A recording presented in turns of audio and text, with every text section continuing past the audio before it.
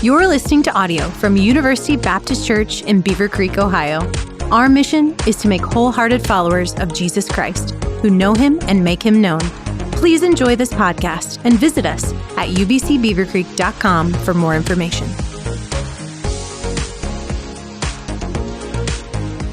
Welcome into UBC Talking Points. Our purpose is to make wholehearted followers of Jesus Christ who know him and make him known through ministry and theological conversations. I'm your host, Bryson Jackson, and I'm hanging out and discussing Southern Baptist happenings with my guy, Jay Wingman. Jason, how's it going today?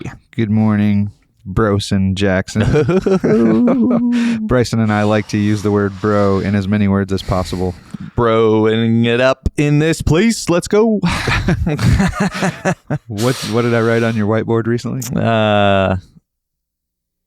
I'm blanking. Yeah. What was it? I guess it wasn't that important. It wasn't that funny. I remember thinking it was funny when I wrote it on the board. It was something, bro. Yep. What was it? Brototiller? Bro. No. Something like that. No. Something. All right. Anyways, whatever.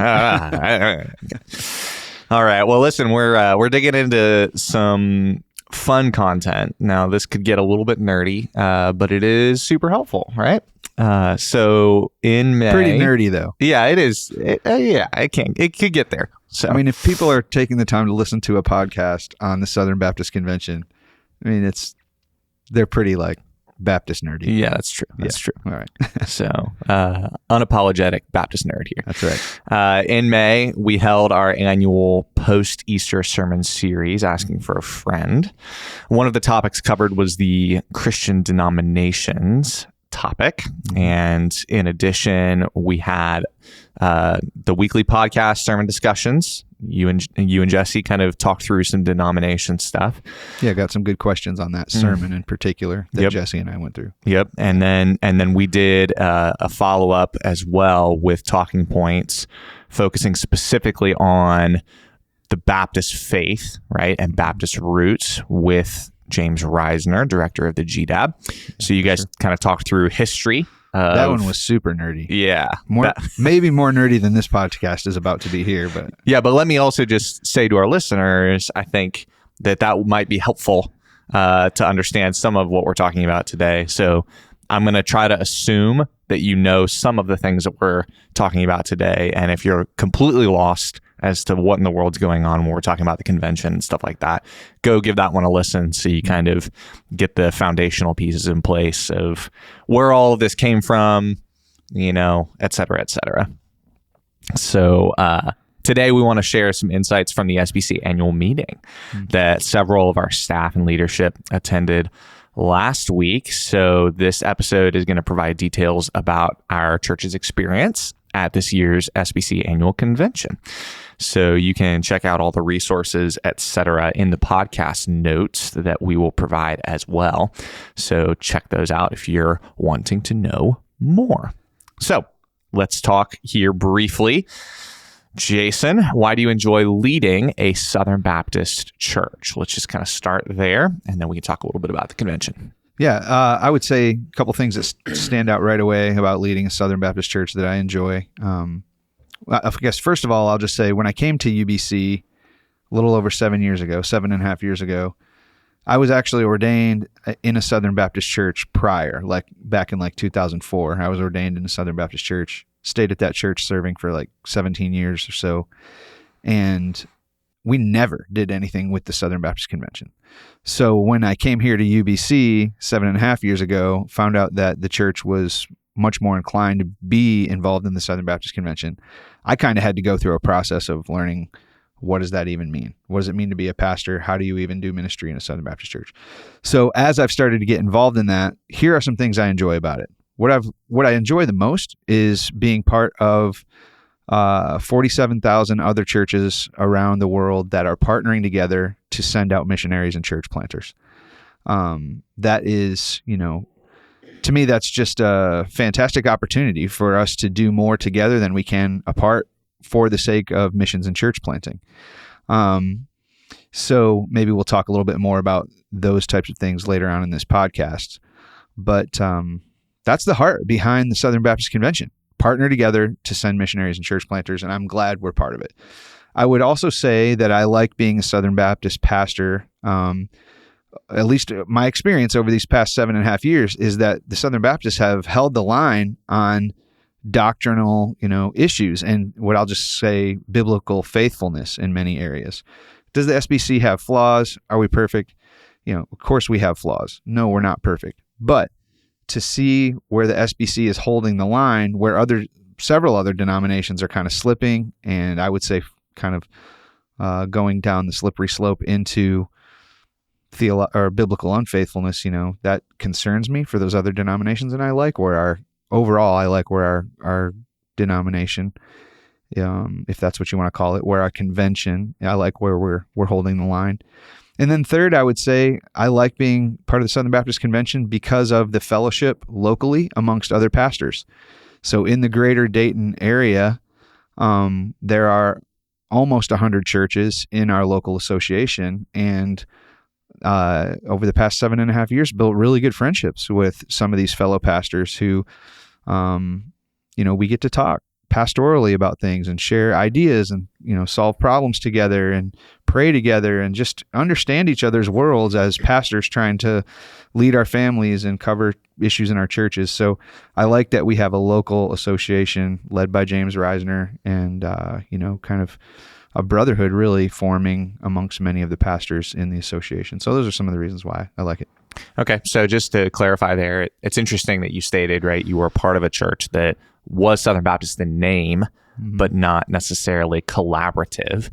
And now at UBC, we strive to be a collaborative Southern Baptist church. So there's definitely a big difference there. So you can be in a Southern Baptist church in name that might be on the rolls, quote unquote, but not necessarily actively collaborating and cooperating in the greater convention. Yeah. So, I mean, there's plenty of churches in the Southern Baptist Convention who, like you said, they're technically a Southern Baptist church, but their only participation is simply they give a little money each year to something called the cooperative program, which I can explain later if you want.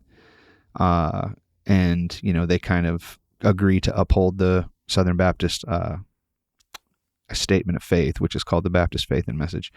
But really, besides that, they don't really do anything else for the Southern Baptist Convention. In fact, I mean, some churches, you could give as little as $1 a year to a Southern Baptist Convention like entity and still remain, like that's enough financial giving for your church to remain part of the Southern Baptist Convention. And some churches do that, but I praise the Lord that the vast majority of churches in our local association are way more active than that. Yeah, wanting to be engaged. Totally. Well, let's talk briefly about a quick layout here, and then I'm going to hit you with some questions. So just so our listeners are clear, the Southern Baptist Convention is not a denomination, right? Correct. Differences between a denomination is kind of top-down, organized. Convention is bottom-up, so made up of congregational churches that voluntarily cooperate and collaborate together for specific purposes. You highlighted the two main purposes being missionary sending and church planting. A couple other things that are included in there, but specifically some of the things that keep us together are giving into what's called the cooperative program. So I think this last week we were looking at some of the financial statements, and almost $200 million worth of cooperative program money had been given over this last year, and that is distributed across a number of various entities. So about 50% going to the International Mission Board, which has about 3,600 some missionaries around the world right now. About 25% or so goes to the North American Mission Board, which is predominantly church planting and some other initiatives as well that's sprinkled in there, but predominantly church planting. Gospel Heights is a endorsed church plant by the North American Mission Board, and we received some funding through that entity. And then the rest, the other 25 or so percent, goes to the seminaries. So Southern, New Orleans, Southeastern, Southwestern, Midwestern, Gateway. And then also Lifeway receives some funding, and Guidestone and some of those as well. Well, if I just to get nerdy and technical, Yeah. I don't think Lifeway and Guidestone get any money from the cooperative program. Is that right? Yeah, they're kind of self-funded, but they're a resource that's obviously involved in the Southern Baptist Convention. But none of your cooperative, none of your financial giving, none of my financial giving that goes into the cooperative program. I don't think, unless I'm wrong, I don't think it funds anything for Guidestone and Lifeway. Okay. But funding, at least a few percentage points, goes to the Ethics and Religious Liberty Commission, or the ERLC. Correct. As well. But yeah, I guess that would make sense because Guidestone and Lifeway are able to do basically their institutions that are receiving money for their, for their work. Yeah. But they give reports. So when we go to the convention every year, we receive reports from these entities on things that they're doing. And we elect trustees that oversee their work and that kind of thing. Yeah. Okay. All right. So basically the annual meeting, the convention, is basically a two-day activity, and that's it. Mm-hmm. So outside of those 2 days, when all the Southern Baptist messengers come together from all the churches represented, that's basically the only way in which the Southern Baptist Convention exists, right? Yeah, the convention technically only exists for 2 days a year, and that's when we have our annual meeting. And so these 47,000 churches in the Southern Baptist Convention have the opportunity to send at least one messenger to the annual meeting. So some churches qualify to send more than one messenger based on their church size, based on their financial giving to the cooperative program. But I mean, technically, every church, all 47,000, could send one messenger to the annual meeting. Of course, our annual meetings aren't that big. It's not like we have 50,000 people showing up in a room. So, like this year, for example, what we have around 11,000 people, 11,000 messengers at the annual meeting. So that kind of just goes to show how many churches participate, and that I don't think I've heard a stat. Have you heard a stat on how many churches are represented by those 11,000 messengers? No, I haven't heard, but just so that people are aware, right? We sent the max, which is 12. Right. And there are some churches, based upon the amount of giving that they give to the cooperative program, where they can qualify for up to 12 messengers. Mm-hmm. But if you're on the lower end of cooperative program giving, then you're probably only going to be able to send a handful. So. Yeah, or sometimes just one. Yeah. So just so the listeners can understand, in the annual meeting this year, it took place in Dallas. Around 11,000 messengers there representing their various churches, and it's basically a 2-day business meeting where there are a lot of reports given, a lot of times of worship together, a lot of celebration of what God's doing in the SBC, but also a lot of issues raised and votes on matters occurring. And so it's basically a 2-day meeting. Now, you said maybe a minute or two ago that the SBC kind of really only exists for those 2 days, or I said that, I think. But what's important for us to remember is after those 2 days of meetings are done, the SBC puts in place various committees that continue to run functions throughout the year. And so you'll read online things about like the executive committee of the Southern Baptist Convention, or the trustees of the Southern Baptist Convention, or the credentials committee. These are all committees that people like us vote on to put in place so that things can continue to function throughout the year. Yeah, it's important for the listeners to know those committees are imbued with certain authority by the messengers every year. And so all of these various committees are given assignments at the annual meeting and when we conduct business, and then they operate within those confines every year to do what they're tasked with doing that each year. So yeah, that's good. Okay, so we sent a good bunch of messengers, and we went. For us, Jason, like, why is it important for our church to be involved in this process? Yeah, so why do we send messengers each year? Here's why. It's because God has blessed our church with so many resources. I mean, and we are part of the Southern Baptist Convention. And I personally feel like if we're going to stay part of the Southern Baptist Convention, then let's really be involved in it. Let's take advantage of the maximum amount of influence and opportunity that we can have to shape the direction of the SBC and help the SBC stay biblically faithful. All right. So why do we send messengers? Because I want our church to help do our part to guide the SBC towards biblical faithfulness. I mean, it really is as simple as that.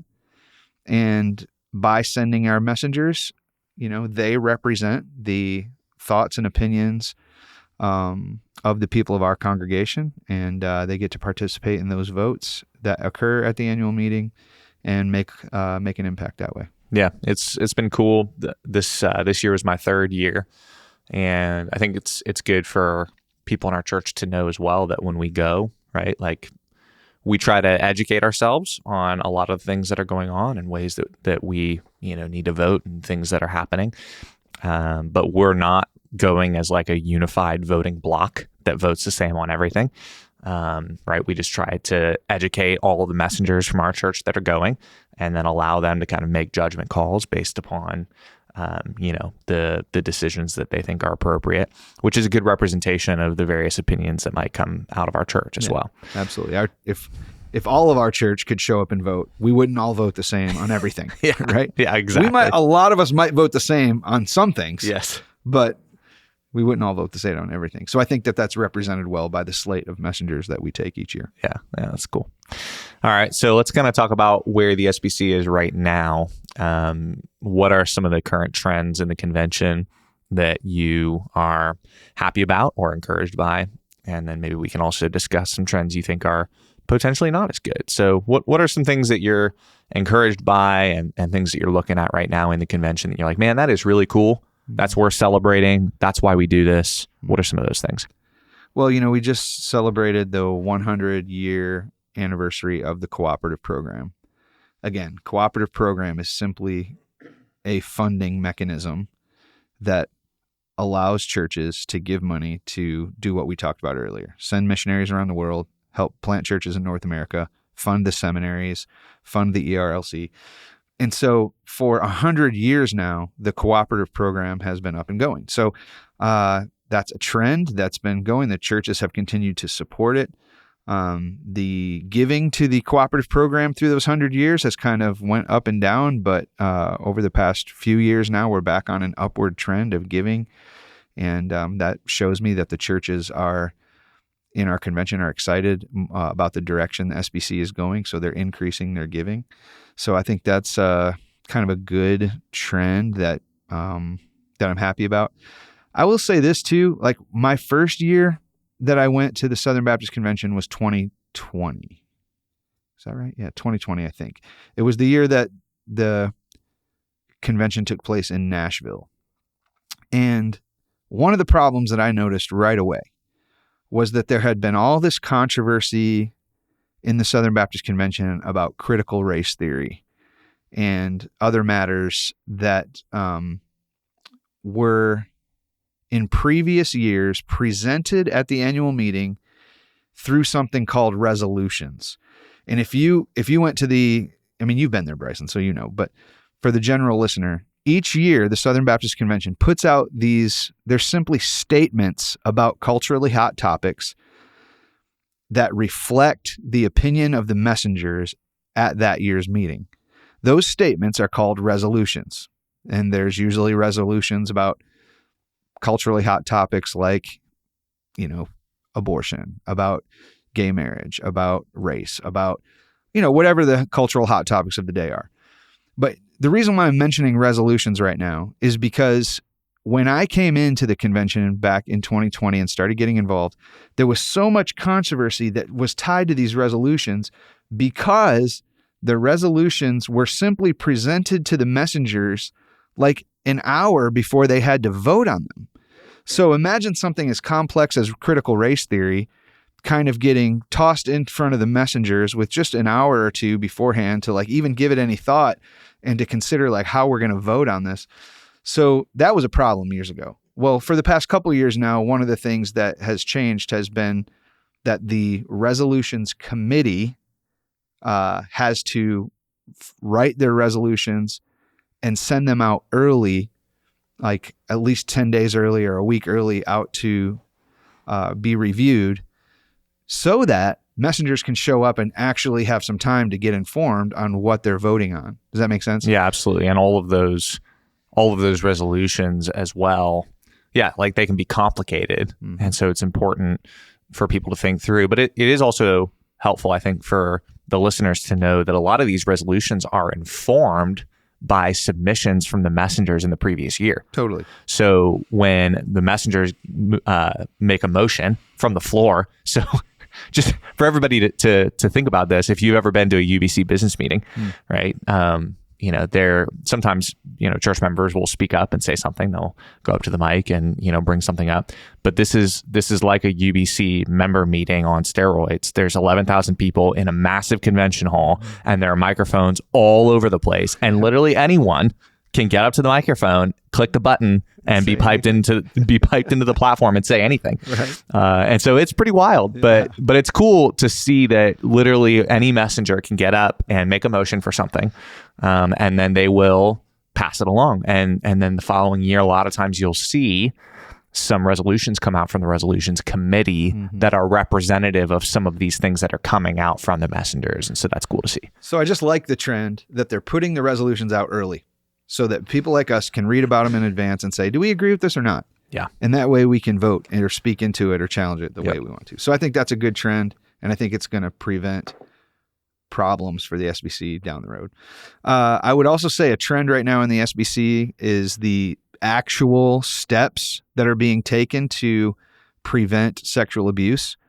There's real steps being taken. There are real resources being provided. So, several years ago, the SBC put out a curriculum called Church Cares, which was kind of our first round of curriculum to help introduce churches to the problems of abuse, sexual abuse, and how to help churches respond. Well, after Church Cares came out, okay, there were some things they learned. Hey, we should probably do this differently. So they put out a second round of abuse prevention curriculum called Essentials. And then this year, they announced that there's a new seminar that's going to be provided through the Southern Baptist Convention called Safeguarding the Next Generation.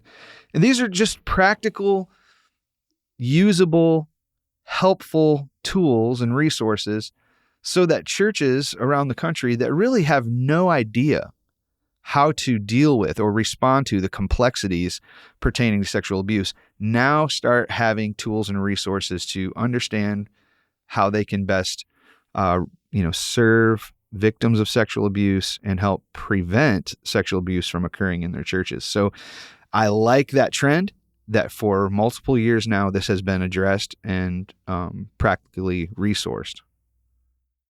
Yeah, and I think it's really cool to see that there are important actions to take. A lot of people want the convention to do a lot of things that the convention is not necessarily set up to do with the way that it works. It's not a denomination.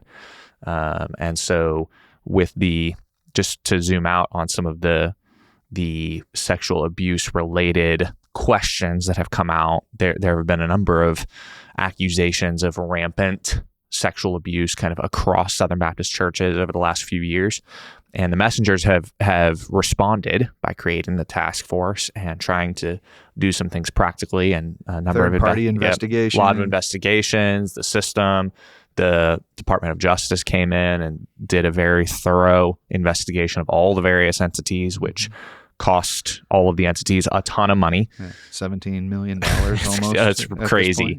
But I mean, it's good to see that predominantly, there have been obviously anywhere from 7, 8, 9, different cases that have come out, but out of 47,000 churches, that is, praise the Lord, not what I would call a rampant, problem. But it's something, obviously, we want to take it seriously. And I think the convention is doing that and wanting to put those resources out for people, which is good. Absolutely. I mean, for anybody listening who has any sort of personal connection or tangential connection to people who have been victims of sexual abuse, please don't hear us say that, that small number of cases means nothing. I mean, those are real people with very serious trauma that have occurred, and we need to care for them well. But I do think it shows us that there's too much clickbait. There's too much exaggeration of problems. You know, when people were suggesting that the sexual abuse problem in the Southern Baptist Convention was like akin to the problems in the Roman Catholic Church 20 years ago, like that came out, that's just not even anywhere close to like a fair comparison. And so I hope people in our church are encouraged by seeing that, like, all right, the Department of Justice, actually the U.S. Department of Justice did an investigation on this and found like nothing that they could press charges against in the Southern Baptist Convention. I mean, that's a really big deal. Huge. Yeah. So anyways, just kind of some thoughts there. You asked about things that I'm encouraged by. I like that this past year, the ERLC was involved in all the efforts to defund Planned Parenthood. That was a really big direct step being taken for the pro-life cause. I thought that was good. I like that the trend for the SBC is to continue to stand for the fact that the Bible teaches that pastors should be men only. That continues to be brought forward. We heard good reports this year on the increase in baptisms, the increase in church plants around the country. And of course, probably the most exciting trend that is there every year is just the trend of sending out new missionary families. I mean, that was by far, at least at the annual meeting this past year, I remember like we had this whole portion of the meeting that's like, I don't know, 20 minutes long or 30 minutes long, where every missionary family that's being sent out through the International Mission Board comes up and gets presented publicly.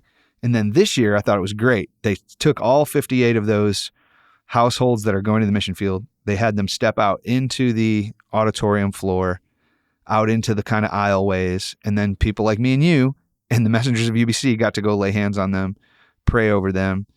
And by far, like, that was the most kind of touching, heartfelt moment of the whole annual meeting for me. I know you were involved in that too. Yeah, man. I cry every year. I did too, man. I can't get over that every year.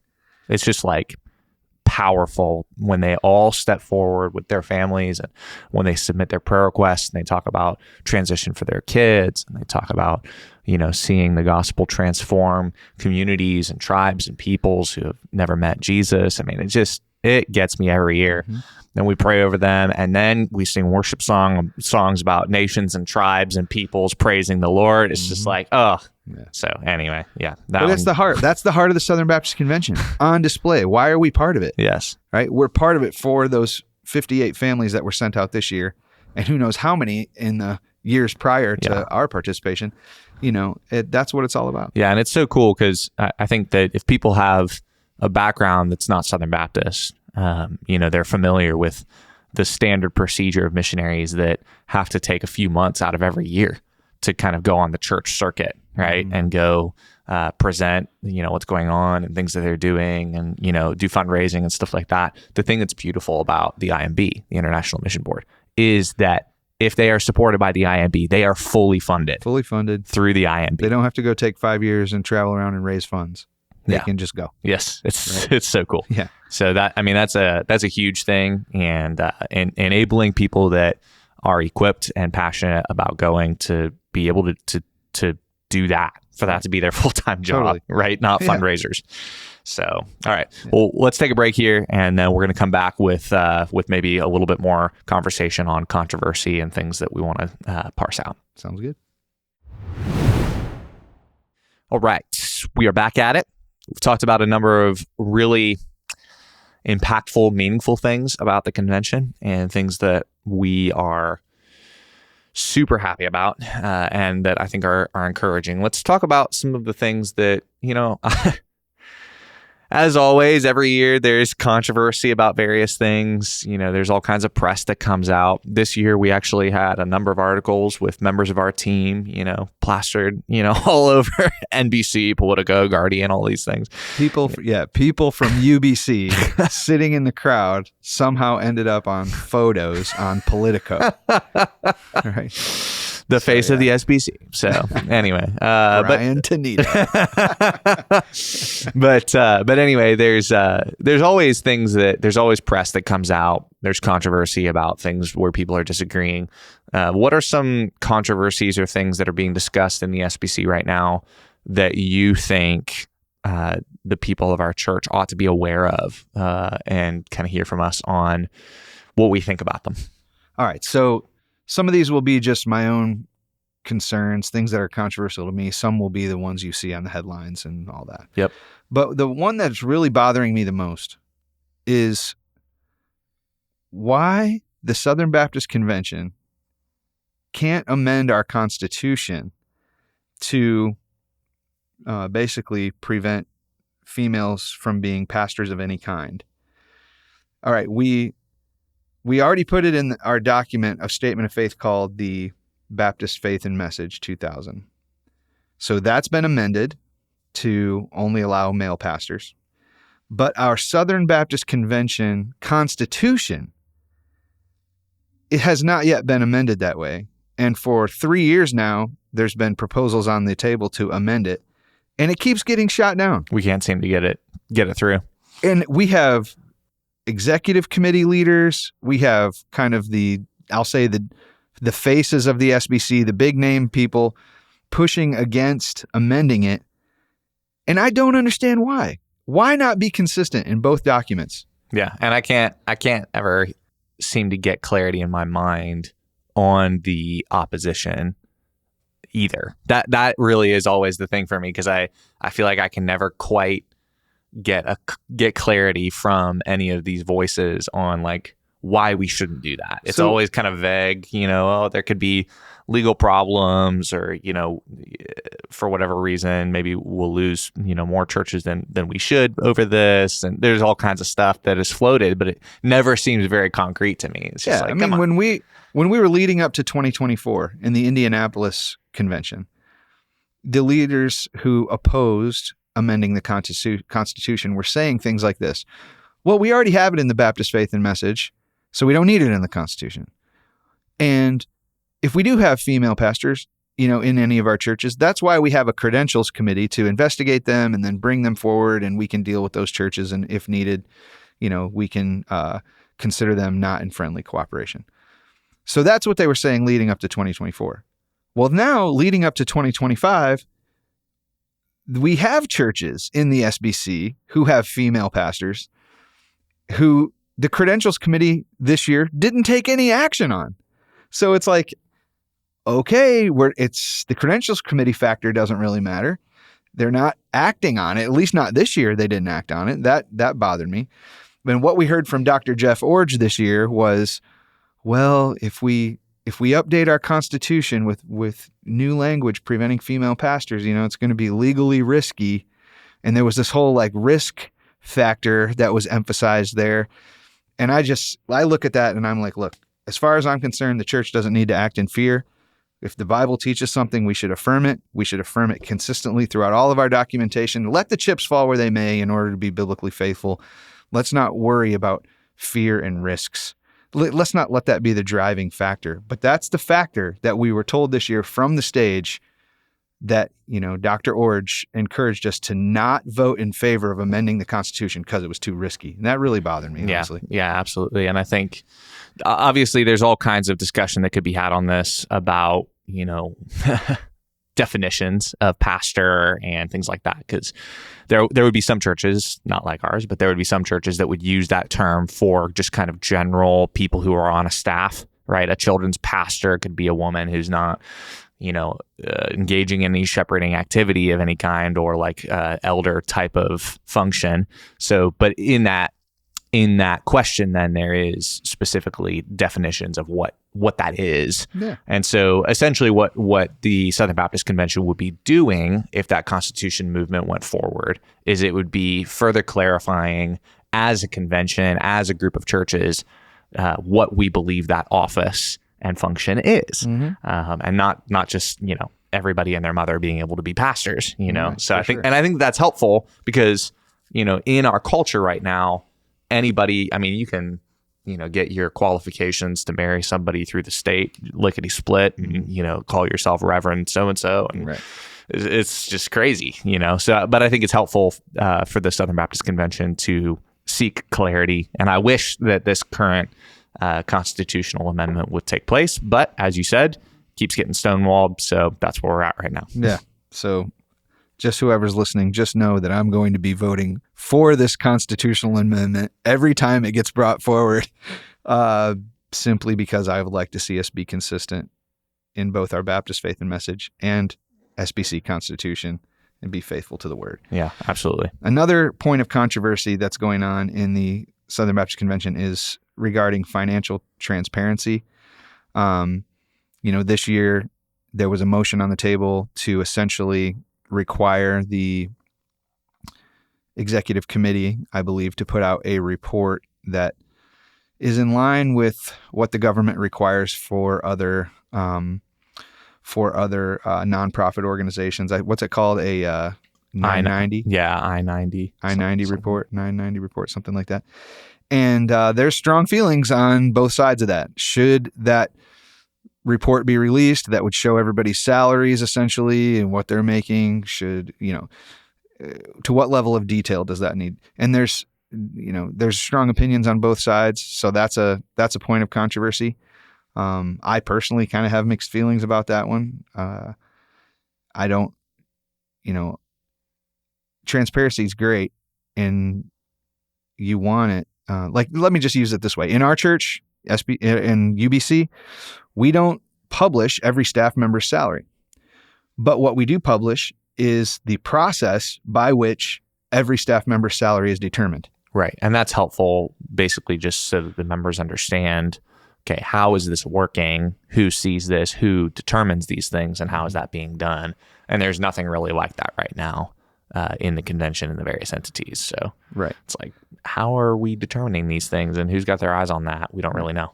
So I'm aware, like when you start to publish people's salaries, it can create internal organizational jealousy and conflict that you kind of don't necessarily want. But I like that our church says, here's the process. Here's how it's consistently applied to every staff member. Here's who the decision maker, or here's who the committee is that, researches and walks through this process. So if the SBC did something like that, where they just said, here's the process by which, our funding is determined, I think something would be helpful, even if it didn't release every person's salary. Obviously, a third controversy would be like the ERLC. This past year, the movement to abolish the ERLC and to remove them as an official organization within the Southern Baptist Convention. Like, there was a lot of push for that this year. And frankly, the past 3 years, that same movement has been occurring.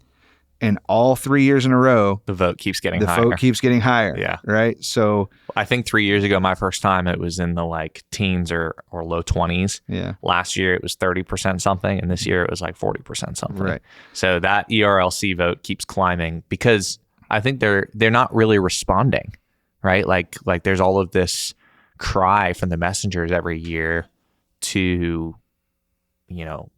change a lot of their, and lobby more firmly. And they've wound up being more wishy-washy than I think a lot of the messengers want them to be. And so that's something that the convention definitely seems to be getting louder on. Yeah, for sure. And a lot of people listening to this controversy will know, they'll know the name Megan Basham. Megan Basham wrote a book this year called Shepherds for Sale and exposed a lot of problems, with all of this. And as far as I know, the RLC just still has, like you just said, just hasn't really addressed that. So there's a lot of controversy there. I think it's an issue. And then the last thing I'll say that's a controversy has been something that I already mentioned, which is the Credentials Committee just not recommending certain churches to be removed from friendly cooperation because they have female pastors. And like, we were told that was going to happen. It hasn't happened. It's I'll say a brewing conflict, right? A brewing point of contention that it's going to just continue to brew till somebody does something about it. Yeah, it's interesting.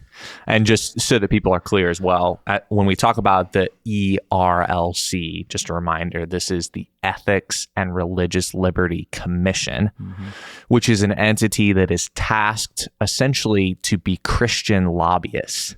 Yeah, for the most part. Right? Represent the views of the Southern Baptist Convention on Capitol Hill. Capitol Hill. Yeah. And political organizations. Yep. Yeah. And so, there's always all of these pictures of, the, organizational staff, shaking hands with people and stuff. And that's great. I love it that they're, representing us in the political sphere, but we want them to hold the line, and I think that's been the thing that keeps being brought into question is, are you really holding the line, and what does that look like? Yep.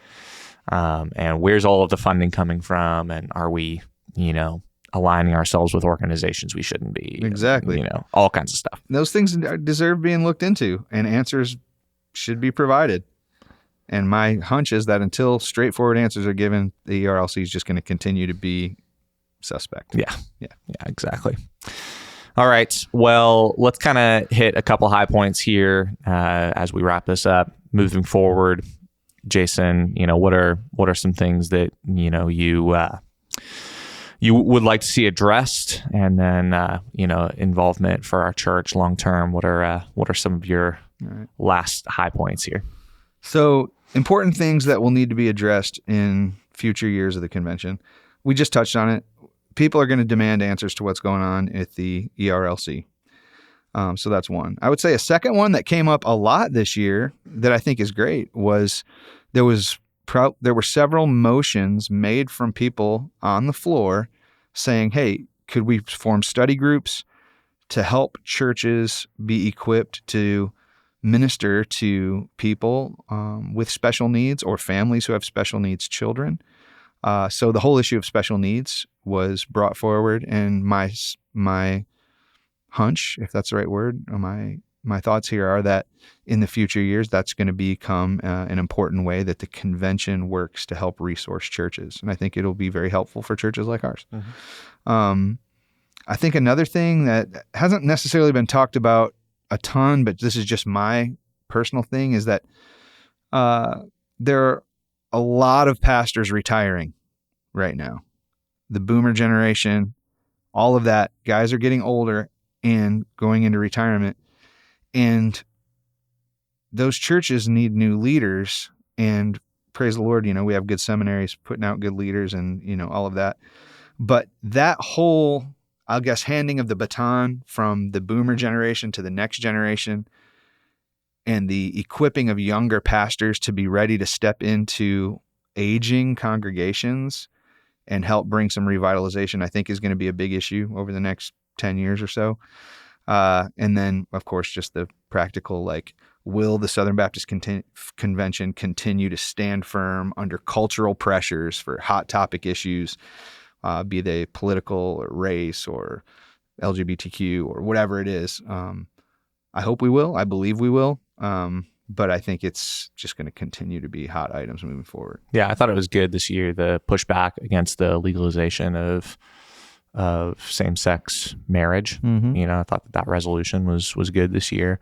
I also I liked the resolution on betting and gambling, and just taking a stand on things that I think people could say, oh, you should leave that alone, or oh, you're not going to be able to push back against that. And it's like, yeah, I'm encouraged with the way that the convention keeps putting out stances that I think are pretty conservative. Now, that's funny coming from you, the man who organizes our church fantasy football league.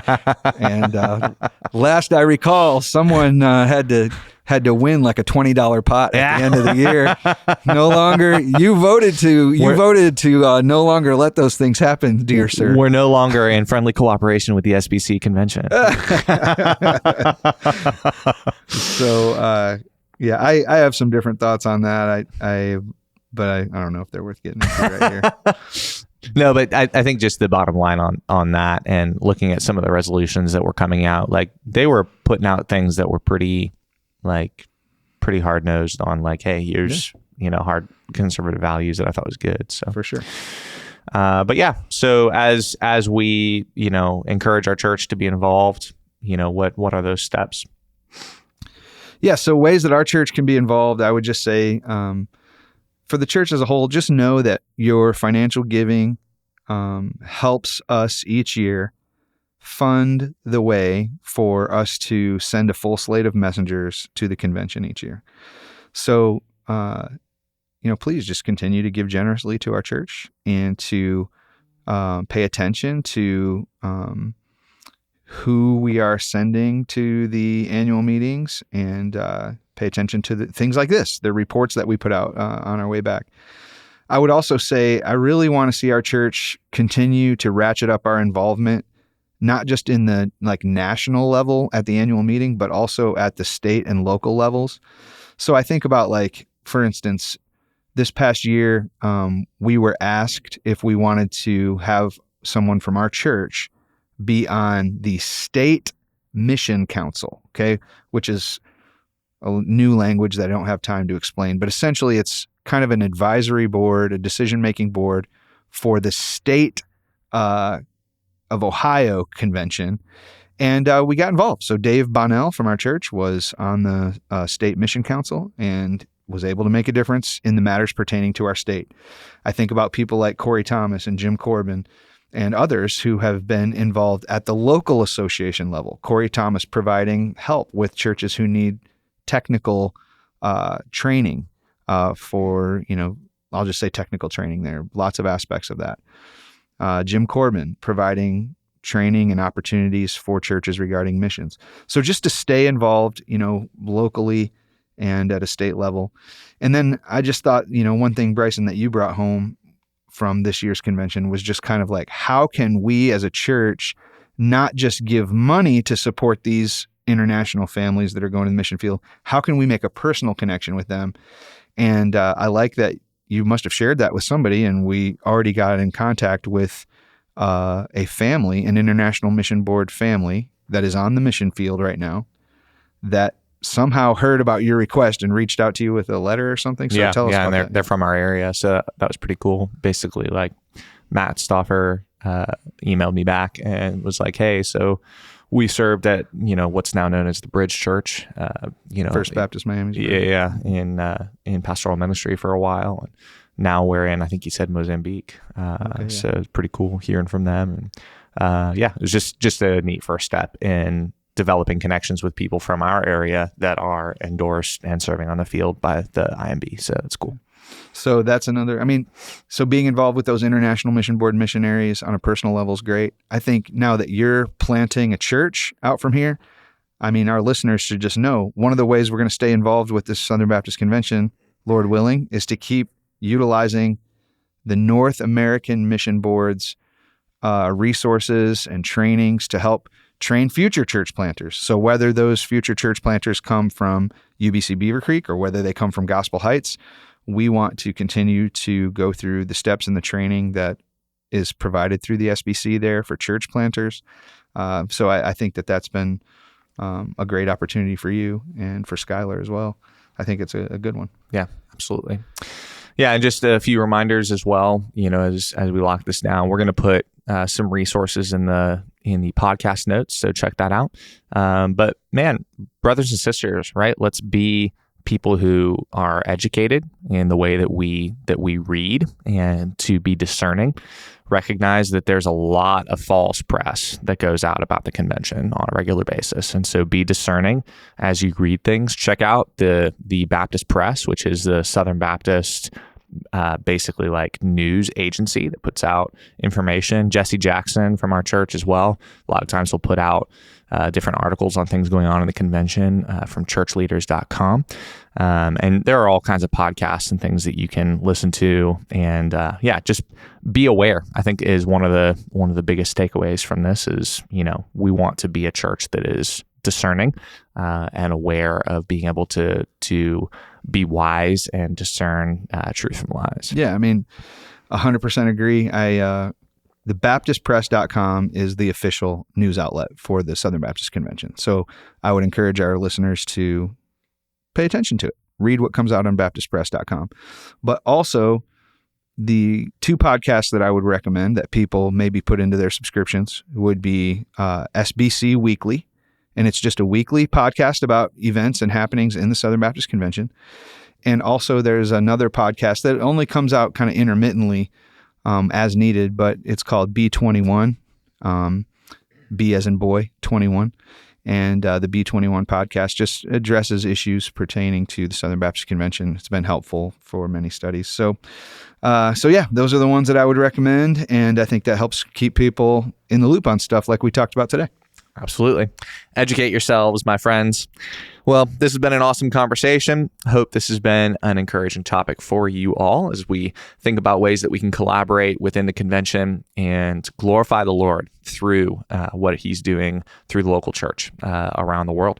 Please consider how the Lord might use you to make him known in your home, community, and the world. We'll see you next time on another episode of Talking Points.